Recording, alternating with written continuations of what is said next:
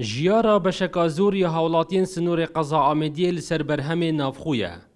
چندین سالا پرانیا برهم جیایین و دبریج بر بردمان سوپای ترکیا اشناف چوینه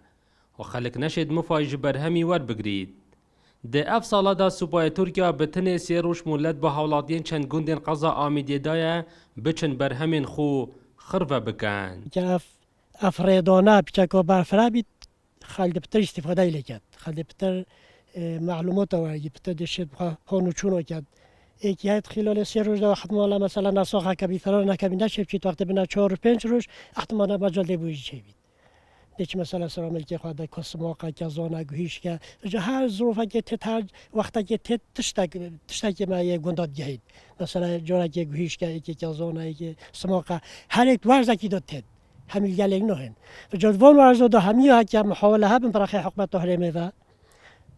پشتوانیا حوالاتی بکن برای پتر دی منفعتی بخوال گندا بینن برای حکومت مجد سفک بید ام دخوزش حکومت تحریم کردستان که اما افتاره راستن بانش شیمتینی به دارم مرکه با عالمه که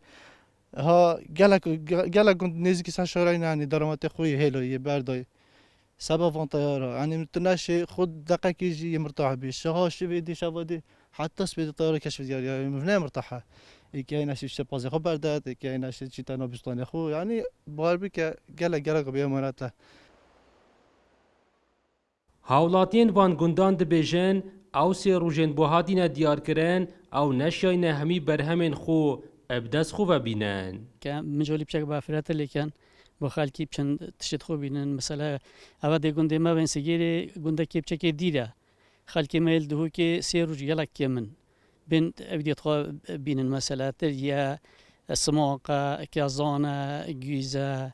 اف 3 روز اون تیرو چیکن. چندین سالا جبر بردمان سوپای ترکیا خلق نشد قصدا گندین خو بکن بو اینانا درامت خو. دلدار عرب کرسا دیوز دورا آمیدیه.